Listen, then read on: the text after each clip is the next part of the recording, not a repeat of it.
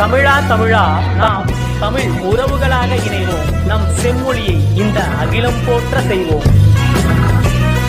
Hi மக்களே, வணக்கம். நான் உங்களில் ஒருவன் தமிழ்.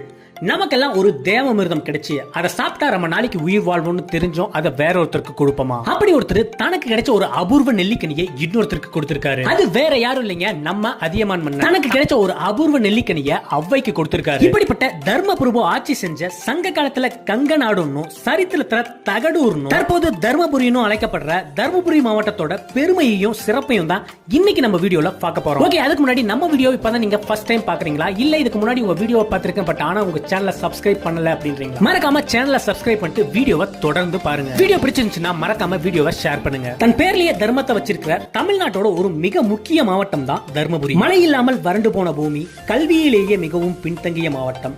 1965 அக்டோபர் 2 சேலத்திலிருந்து ரெண்டா பிரிச்சு தனியா உருவாக்கப்பட்டதுதான் தர்மபுரி மாவட்டம். தர்மபுரி ஒரு வானம் பார்த்த பூமி.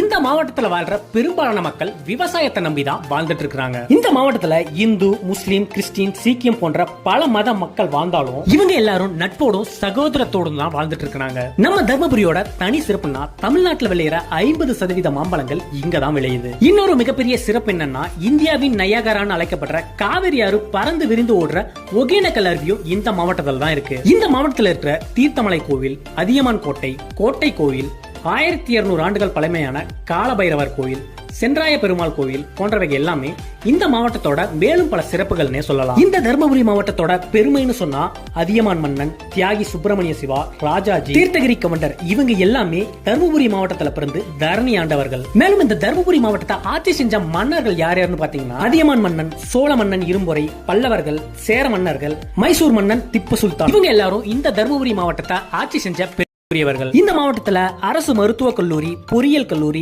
கலை மற்றும் அறிவியல் கல்லூரி, சட்ட கல்லூரின்னு அனைத்து அரசு கல்லூரிகளும் இருப்பது இன்னொரு மிக பெரும் சிறப்பு. இந்த மாவட்டத்துல அதிக அளவு கருப்பு மற்றும் வெள்ளை நிற கிரானைட் கற்களும் கிடைக்குது. அது மட்டும் இல்லாம இந்த மாவட்டத்தில் இருக்கிற தீர்த்தகிரி மலையில அதிக அளவு இரும்பு தாது இருக்கிறதாவும் சொல்லப்படுது. இங்க இருக்கிற சுனை நீர் கூட இரும்பு தாது சுவையோட இருக்கிறதாவும் சொல்றாங்க. இந்த தீர்த்தகிரி மலையோட மர்மம் இன்னுமே தீர்க்கப்படாம தான் இருக்கு. வருடம் முழுவதும் வற்றாமல் வரும் ராமர் தீர்த்தம், அகத்தியர் தீர்த்தம், அக்னி தீர்த்தம்னு கொட்டி தீர்க்குதுன்னே சொல்லலாம். இந்த தீர்த்தங்களை மக்கள் அள்ளியும் குடிக்கிறாங்க. கனிம வளங்கள் நிறைந்த இந்த மூலிகை தீர்த்தத்துல அதிக அளவு மருத்துவ குணங்கள் இருப்பதாகவும் சொல்றாங்க. இந்தியாவின் நயாகரான்னு அழைக்கப்படுற ஒகேனக்கல் நீர்வீழ்ச்சியும் இந்த மாவட்டத்துல தான் இருக்கு. ஐந்தருவி, படகு சவாரி, மீன் குழம்பு, ஆயில் மசாஜ் இது எல்லாமே இந்த மாவட்டத்தோட இன்னொரு பெரும் சிறப்புன்னே சொல்லலாம். இந்தியாவோட வட மாநிலங்களை தமிழ்நாடு மாவட்டங்களோடையும் கேரளாவோடையும் இணைக்கிற தேசிய நெடுஞ்சாலையும் இந்த தர்மபுரி மாவட்டத்து வழியா தாங்க போகுது. தமிழ்நாட்டோட பெரும்பாலான மாவட்டங்களை இணைக்கிற பெங்களூர் ரயில் பாதையும் இந்த மாவட்டத்து வழியா தாங்க போகுது. இந்த மாவட்டத்தோட சுற்றுலா தலங்கள்னு சொல்ல போனா ஒகேனக்கல் ஐந்தருவி, ஒகேனக்கல் ரிவர் வியூ, படகு சவாரி, கொர்க்கடைல் பார்க்,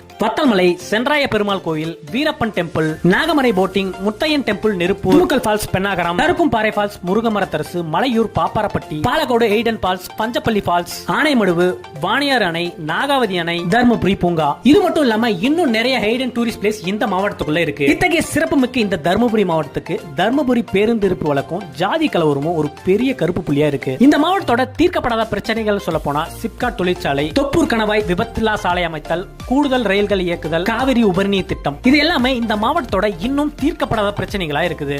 இந்த தர்மபுரி மாவட்டத்துக்கு உட்பட்ட பகுதியில தர்மபுரி, பெண்ணாகரம், பாலகோடு, அரூர், பாப்பிரெட்டிப்பட்டின்னு 5 சட்டமன்ற தொகுதிகளும் இருக்குது. இது தவிர தர்மபுரி ஒரு பாராளுமன்ற தொகுதியும் இருக்குது. உள்ளாட்சி அமைப்புகள்னு பாத்தீங்கன்னா ஒரு நகராட்சி தர்மபுரி, 8 வட்டார உள்ளாட்சிகள், 1 தர்மபுரி, 2 நல்லம்பள்ளி, 3 பெண்ணாகரம், 4 அரூர், 5 மொரப்பூர், 6 பாப்பாரப்பட்டி, 7 காரிமங்கலம், 8 பாலக்கோடு. இந்த 8 வட்டங்களையும் சேர்த்து மொத்தம் 251 கிராம உள்ளாட்சிகள் இருக்குது. இந்த மாவட்டத்துல தர்மபுரி, அரூர்னு 2 வருவாய் கோட்டங்களும், 7 வருவாய் வட்டங்களும், 23 வருவாய் உள்வட்டங்களும், 470 வருவாய் கிராமங்களும் இருக்குது. ஓகே गाइस, இந்த மாவட்டத்துல இன்னும் கூட நிறைய பெருமைகளும் சிறப்புகளும் இருக்குது. இது மட்டும் இல்லாம இன்னும் நிறைய தீர்க்கப்படாத பிரச்சனைகளும் இருக்குது. இந்த தீர்க்கப்படாத பிரச்சனைகளை இப்ப இருக்கிற அரசாங்கம் கண்டிப்பா தீர்த்து வைக்கணும்னு நம்புறோம். ஓகே गाइस, இந்த வீடியோ கண்டிப்பா உங்களுக்கு பிடிச்சிருக்கும்னு நினைக்கிறேன். கண்டிப்பா பிடிச்சிருந்துச்சுன்னா வீடியோக்கு ஒரு லைக் போட்டு நம்ம சேனலையும் சப்ஸ்கிரைப் பண்ணிடுங்க. மீண்டும் ஒரு நல்ல வீடியோவுடன் உங்களை வந்து சந்திக்கும் வரை உங்களிடமிருந்து விடைபெறுவது நான் உங்களில் ஒருவன் தமிழ்.